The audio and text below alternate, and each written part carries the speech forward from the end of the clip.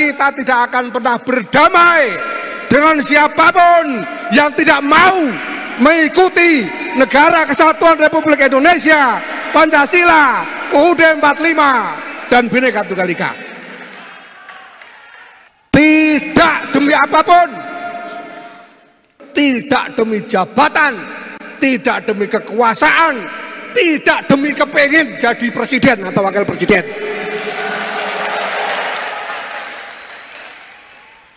Tidak ada tawar-menawar.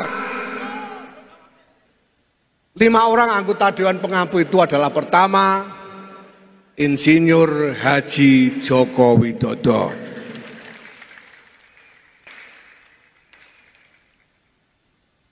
Kedua, Kiai Haji Ahmad Mustofa Bisri. Ketiga, Kiai Haji Ma'ruf Amin. Keempat, Kiai Haji Miftahul Akhyar.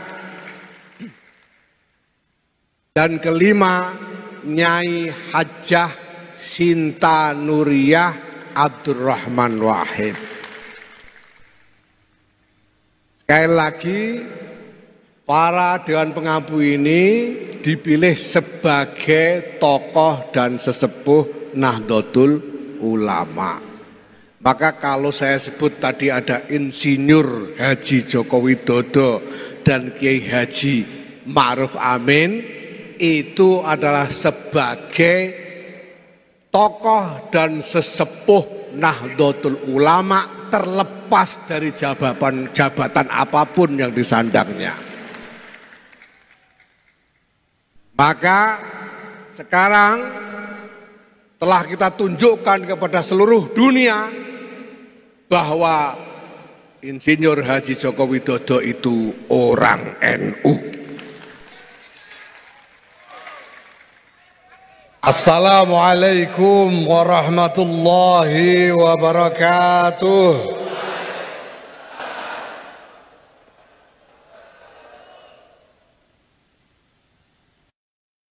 Alhamdulillah wa syukurillah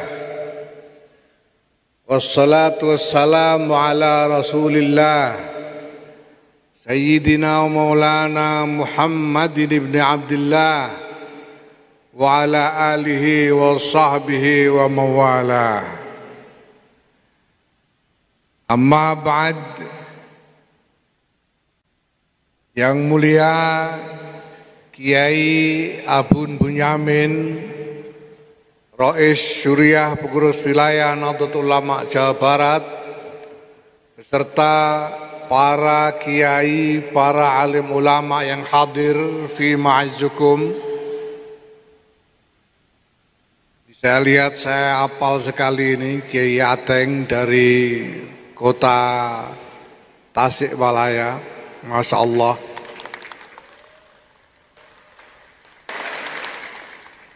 Beliau tidak pernah absen dari kegiatan NU apapun. Walaupun beliau harus hadir dengan kursi roda.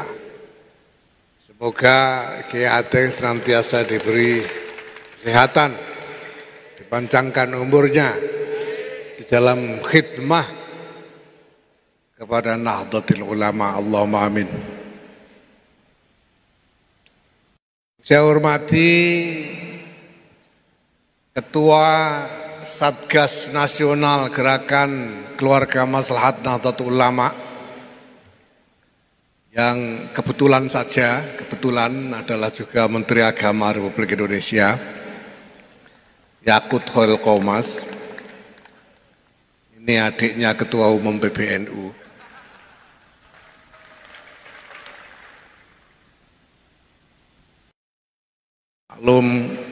Maklum kalau dia agak segan pidato di depan saya, karena sejak kecil biasanya saya pidatoi terus.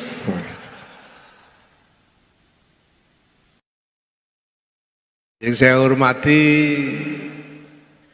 Jabat Gubernur Jawa Barat Pak B. Mahmudi, yang saya hormati Ketua LPBI PBNU Pak Aceh Hasan Sadzili,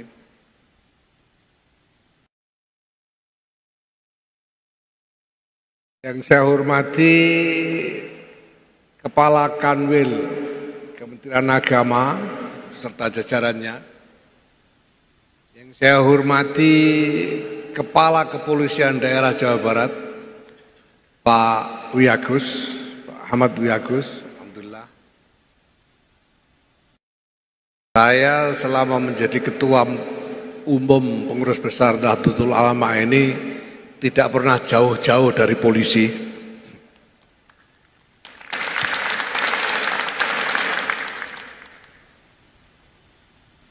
Jadi sebagai Ketua Umum PBNU inilah saya merasakan kemana-mana diantar oleh polisi.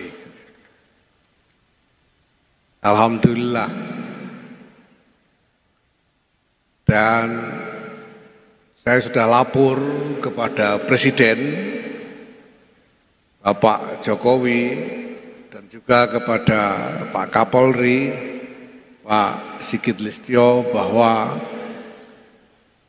PBNU berharap di dalam menjalankan gerakan keluarga Maslahat Nahdlatul Ulama ini nanti ada kerjasama yang erat dengan Kepolisian Republik Indonesia.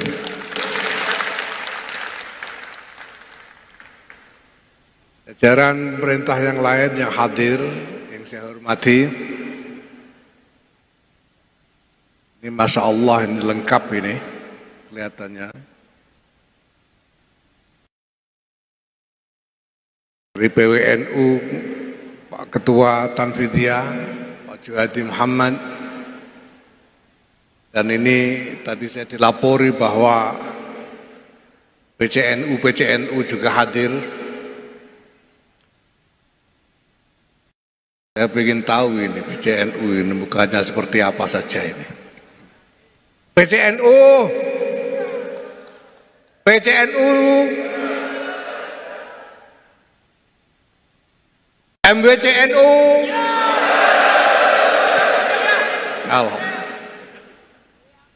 Banom-banom hadir nggak ini? Muslimat, Fatayat, Ansor,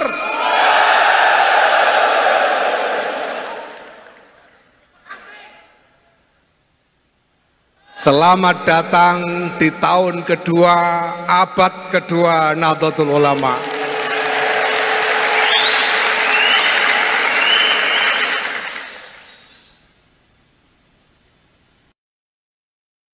Bapak Ibu sekalian yang saya hormati, kenapa gerakan keluarga Maslahat Nahdlatul Ulama? Nahdlatul Ulama ini adalah organisasinya ulama Ahlus Sunnah wal Jamaah di Indonesia. Didirikan oleh para ulama sebagai wadah konsolidasi para ulama.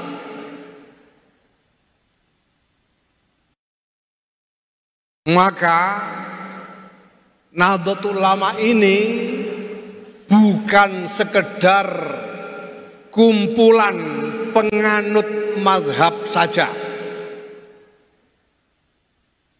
Nahdlatul Ulama ini bukan hanya soal mazhab akidah,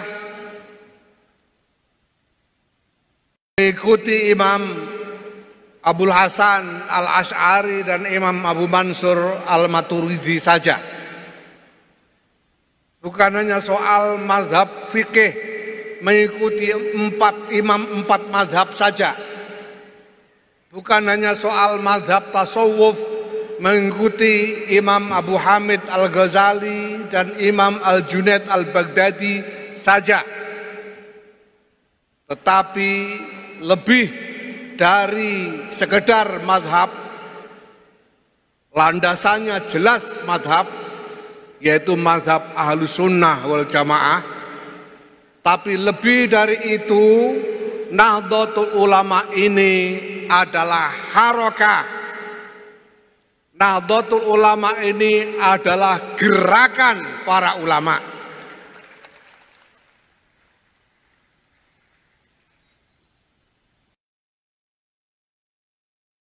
Maka Bapak Ibu sekalian yang saya hormati, kehadiran dan wujud dari Nahdlatul Ulama ini adalah cerminan dari kiprah para ulama itu sendiri. Maka apabila kita ingin memahami Nahdlatul Ulama, kita perlu memahami juga landasan-landasan kiprah, sikap, tekad, dan keyakinan dari para ulamanya. Jelas bahwa para ulama yang mendirikan Nahdlatul Ulama ini adalah ulama-ulama dari mazhab Ahlus Sunnah wal Jamaah.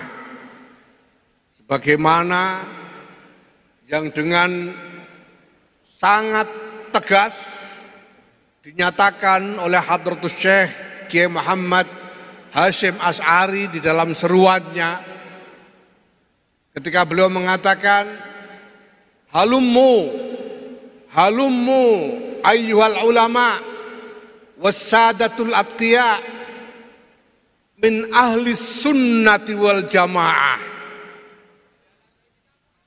min ahli madhahibil a'immatil arba'ah. Ini seruan Hadratus Syekh Kiai Muhammad Hasyim Asy'ari. Yang diajak adalah para ulama dan para sadah yang bertakwa, yang berasal dari ahli sunnah wal jamaah, yang di dalam syariat mengikuti mazhab 4, Maliki, Hanafi, Syafi'i, dan Hambali. Antum wa man tabi'akum minal fuqara wal aghniya wad du'afa wal aqwiya. Anda semua, wahai para ulama dan para sadah yang bertakwa, dan pengikut-pengikut Anda, mereka yang miskin, yang lemah, mereka yang kaya, mereka yang lemah, mereka yang kuat, semuanya mari ila hadhil jam'iyah al mubarakah, masuk bergabung di dalam organisasi yang berkah ini, al-mausumah binahdlatil ulama, yang diberi nama Nahdlatul Ulama. Maka Bapak Ibu, sekali lagi, Nahdlatul Ulama ini adalah gerakan yang mewujudkan apa yang menjadi kiprah, menjadi wazifah, menjadi tradisi dari para ulama. Para ulama kita ini, pertama, mereka bukan hanya para pengabdi ilmu saja. Para ulama ini bukan hanya khuddamul ulum, bukan hanya orang-orang yang bertekun dengan ilmu-ilmu saja, tetapi para ulama kita sejak ratusan tahun, bahkan jauh sebelum Nahdlatul Ulama sendiri didirikan, telah menjalankan peran riayatul ummah, peran untuk mengasuh umat, peran untuk mendampingi umat, peran untuk mengayomi umat. Ini sesuai dengan candra para ulama bahwa mereka itu yang yanzuruna ilal ummah bi'ainir rahmah. para ulama ini memandang umat ini dengan cara pandang rahmah, dengan cara pandang yang penuh kasih sayang, dengan cara pandang yang siap untuk mengambil tanggung jawab, mengupayakan maslahat bagi umat. Ini para ulama kita. Nah, ketika kemudian mereka berkonsolidasi, bergabung dalam organisasi Nahdlatul Ulama ini, maka para ulama mulai berpikir tentang gerakan yang sistematis dalam cakupan yang luas, dalam cakupan yang bukan hanya di lingkungan masing-masing orang per orang ulama itu saja, tetapi dalam cakupan Indonesia. Nah, kita semua ini, Bapak Ibu sekalian, para pengabdi Nahdlatul Ulama, kader-kader Nahdlatul Ulama, ini adalah santri-santrinya ulama. Santri-santrinya ulama. Kewajiban santri adalah pertama-tama membantu kiainya di dalam menjalankan tugas-tugas. Kalau kiai mengajar, kita santri tekun mendengarkan ajaran-ajarannya. Kalau kiai bekerja untuk masyarakat, kita santri-santri siap sedia menyingsingkan lengan baju untuk membantu kiai-kiai kita.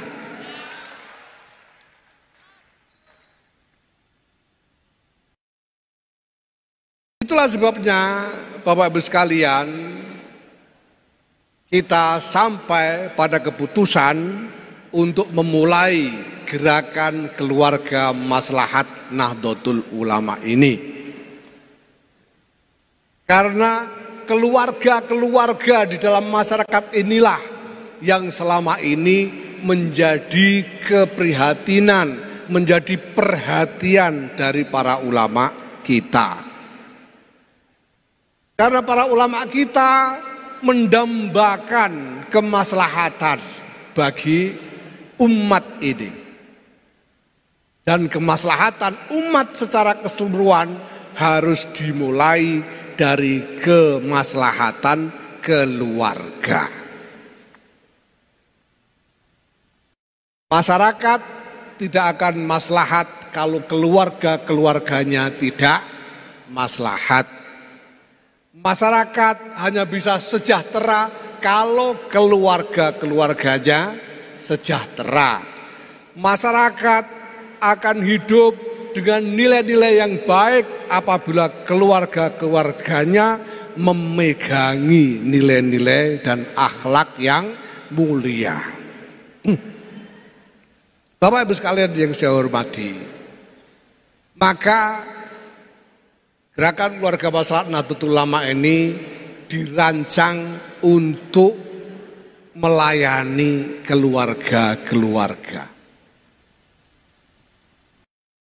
Gerakan keluarga maslahat ini dirancang untuk melayani, mendampingi, membantu, mengasuh keluarga-keluarga dalam apapun yang menjadi hajat mereka. Keluarga butuh pembinaan agama.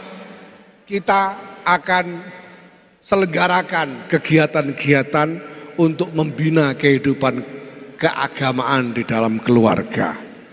Keluarga butuh pendidikan. Kita akan selenggarakan kegiatan-kegiatan untuk mendukung peningkatan pendidikan di dalam lingkungan keluarga. Keluarga butuh peningkatan ekonomi. Kita selenggarakan kegiatan-kegiatan yang bisa memberi peluang peningkatan ekonomi bagi keluarga-keluarga. Keluarga butuh pembinaan kesehatan.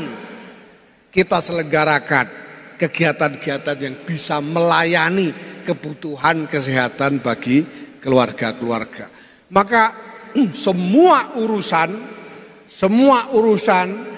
semua program, semua agenda yang akan dijalankan oleh Nahdlatul Ulama, oleh Jam'iyah Nahdlatul Ulama ini nanti akan pada akhirnya bermuara pada keluarga-keluarga.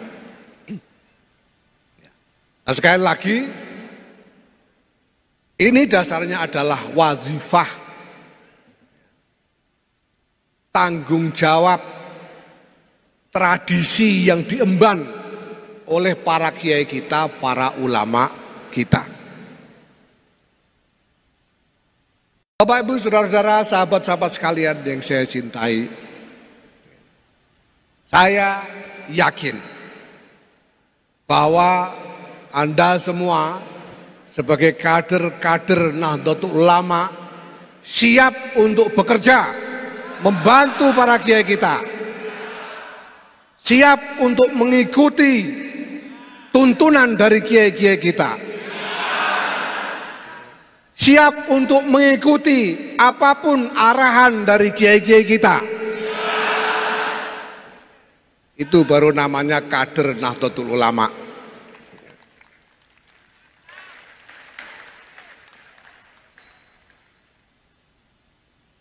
Kenapa kita mengikuti kiai-kiai kita? Karena kiai-kiai kita ini adalah kiai-kiai yang berkhidmah tanpa pamrih apapun. Kiai-kiai kita berkhidmah tanpa mengharapkan jabatan apapun. Berkhidmah tanpa mengharapkan upah apapun. Maka kita mengikuti kiai-kiai kita, ulama-ulama kita itu berarti kita melaksanakan perintah Quran. Ittabi'u man la yas'alukum ajra wa hum muhtadun. Ikutilah mereka yang tidak mengharapkan upah apapun dari kalian, sedangkan mereka itu adalah orang-orang yang mendapatkan petunjuk Allah Subhanahu wa ta'ala. Maka tidak ada tawar-menawar, kita ikuti kiai-kiai kita. Siap mengikuti Kiai NU? Siap mendukung Kiai NU? Siap patuh kepada Kiai NU? Alhamdulillah. Kita perlu penegasan tentang ini karena kita akan segera memasuki masa-masa ketika kesetiaan kita, tekad kita, baiat kita sebagai kader akan diuji oleh sejarah.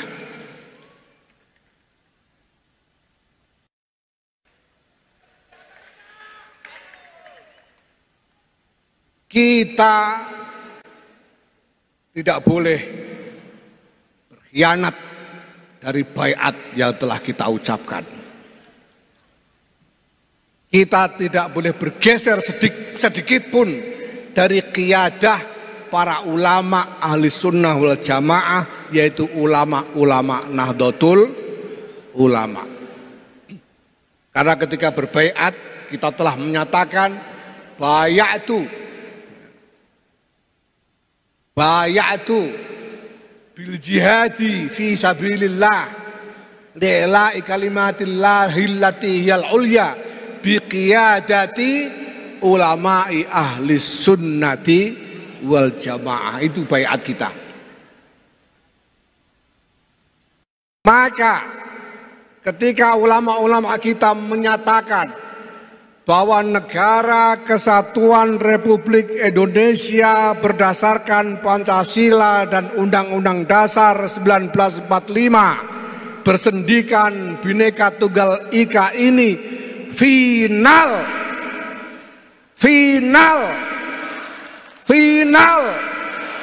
Kita tidak boleh melirik apapun selain itu.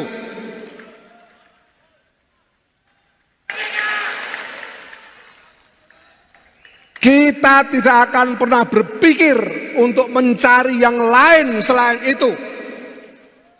Dan kita tidak akan pernah berdamai dengan siapapun yang tidak mau mengikuti Negara Kesatuan Republik Indonesia, Pancasila, UUD 45, dan Bhinneka Tunggal Ika.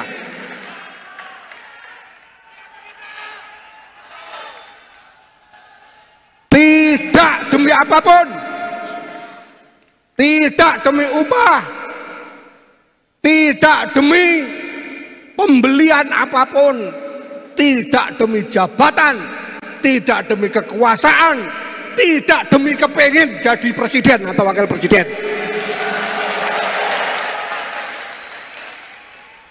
Tidak ada tawar-menawar. Ini yang pertama. Yang kedua, Bapak Ibu sekalian, kiai-kiai kita telah mengajarkan bahwa di dalam berkhidmah ini kita harus ikhlas. Kita harus ikhlas. Itu adalah ajaran dari kiai-kiai kita. Tapi kiai-kiai kita juga mengerti, memahami bahwa ikhlas itu tidak mudah. Ikhlas itu tidak mudah. Karena untuk bisa ikhlas lillahi ta'ala, ikhlas karena Allah semata,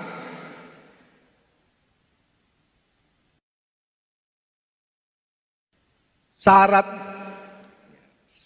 untuk ikhlas itu adalah bahwa kita harus sudah mengenal Allah. Syarat untuk ikhlas itu adalah kita harus sudah mengenal Allah. Bagaimana mungkin Anda mau bekerja dengan ikhlas demi yang tidak Anda kenal?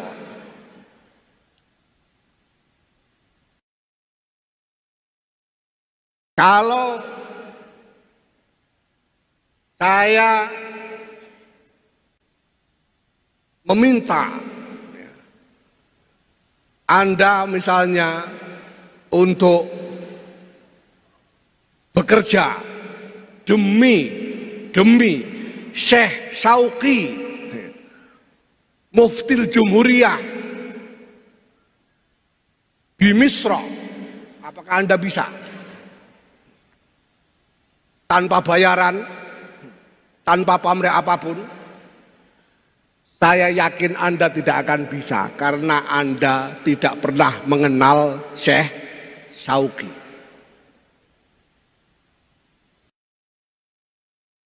Apalagi kalau saya minta Anda bekerja ikhlas untuk Allah Subhanahu wa ta'ala, sementara Anda belum mengenal Allah. Maka syarat ikhlas itu adalah ma'rifatullah. Tidak mungkin orang bisa ikhlas kalau belum ma'rifat kepada Allah. Dan kita semua tahu, para ulama kita juga tahu bahwa ma'rifatullah itu juga tidak mudah. Perlu pergulatan lahir batin yang lama untuk bisa mencapai makom ma'rifatullah.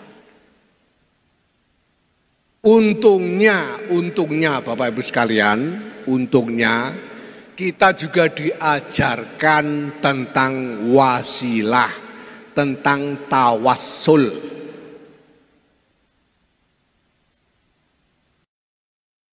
Maka nalarnya sama. Bagaimana mungkin Anda bisa sungguh-sungguh meminta sesuatu dari yang tidak Anda kenal? Anda meminta sesuatu kepada Allah Subhanahu wa taala, tapi Anda sendiri belum mengenal Allah. Bagaimana mungkin?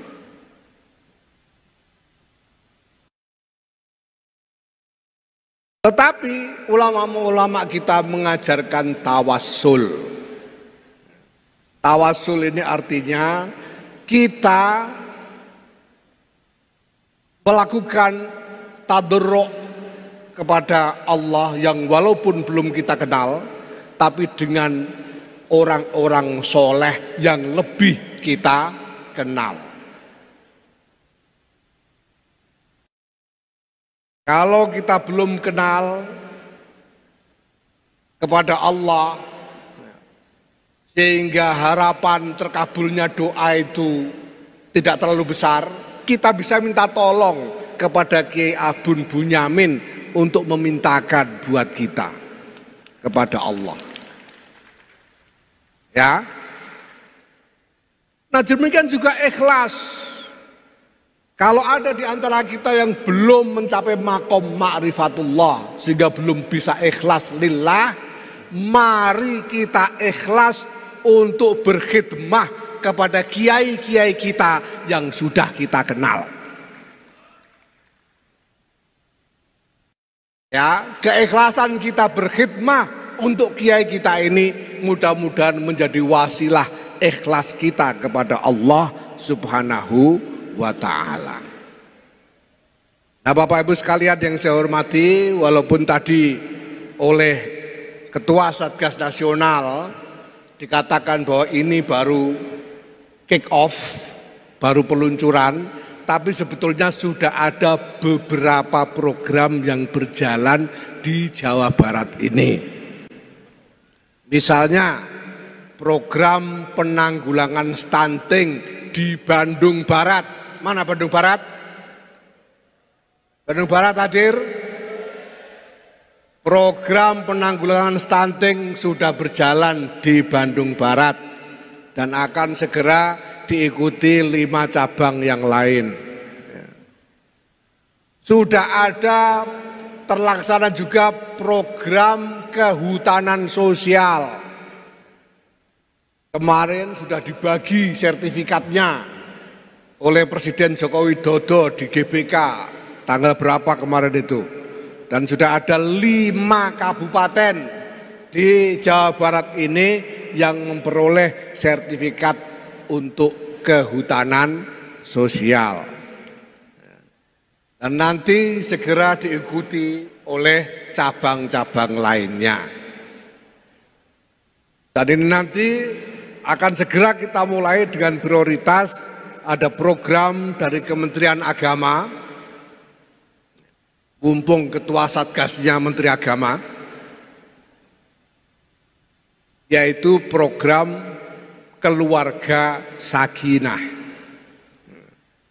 Insya Allah akan segera dimulai bekerja sama dengan Kementerian Agama. Alhamdulillah. Bapak Ibu, gerakan keluarga maslahat ini akan menjadi gerakan nasional. Akan menjadi gerakan nasional. Seluruh Indonesia akan kita laksanakan. Dan kita percaya diri untuk bisa melaksanakan itu karena kita didukung oleh wibawa-wibawa yang besar. Perlu saya sampaikan di sini bahwa selain telah terbentuk Satgas Nasional Gerakan Keluarga Maslahat, telah terbentuk juga Dewan Pengampu Gerakan Keluarga Maslahat. Dewan Pengampu inilah yang nantinya akan memberikan arahan, akan membantu menyerukan partisipasi kepada warga, akan melakukan evaluasi terhadap kerja-kerja gerakan keluarga maslahat kita ini, akan membantu kita untuk terhubung dengan pihak-pihak yang bisa kita jalin kerjasama. Ingin tahu siapa saja anggota Dewan Pengampunya? Dewan Pengampu ini anggotanya ada 5 orang. 5 orang yang oleh pengurus besar Nahdlatul Ulama sebagai hasil rapat gabungan Suryatan Bidiyah dipilih karena keberadaannya sebagai tokoh dan sesepuh Nahdlatul Ulama, lepas dari jabatan-jabatan apapun lainnya. Ya. Sekali lagi, ini adalah tokoh-tokoh dan sesepuh-sesepuh Nahdlatul Ulama terlepas dari jabatan apapun lainnya. 5 orang anggota Dewan Pengampu itu adalah pertama, Insinyur Haji Joko Widodo.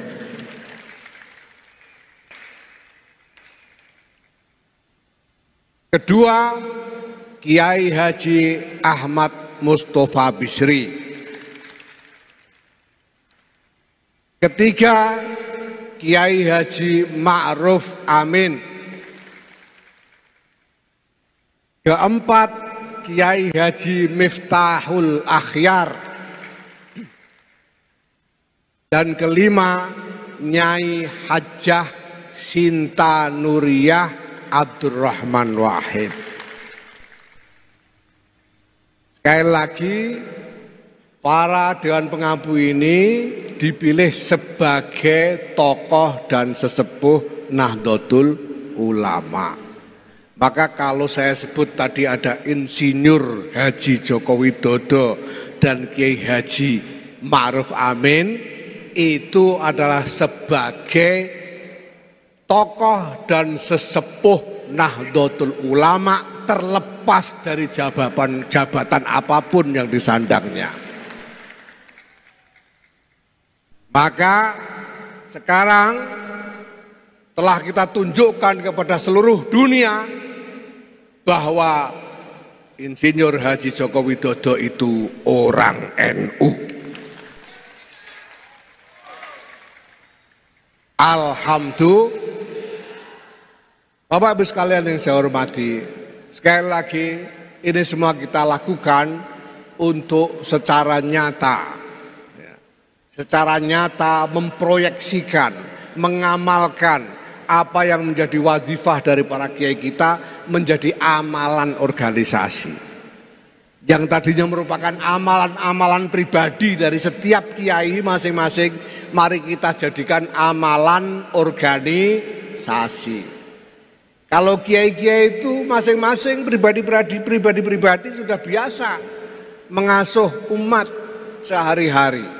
Mari organisasi ini, jamiah ini juga kita bawa, kita orientasikan kepada pengasuhan, pengayoman, pendampingan umat secara langsung. Mudah-mudahan ini semua menjadi ikhtiar yang mardiyah, yang diridhoi oleh Allah Subhanahu wa taala. Ya Rabbal Alamin. Wakil Rais Am Kiai Anwar Iskandar kemarin mengajarkan bahwa amin harus disambung dengan ya Rabbal Alamin supaya tidak syubhat, begitu ajaran beliau ya. Ini Wakil Rais Am Pengurus Besar Nahdlatul Ulama. Ya, semoga ikhtiar-ikhtiar kita ini sungguh-sungguh mampu menghadirkan maslahat yang nyata, bukan hanya bagi umat Nahdlatul Ulama saja, bukan hanya bagi umat Islam saja, tetapi juga bagi seluruh warga masyarakat Indonesia. Allahumma amin ya Rabbal Alamin.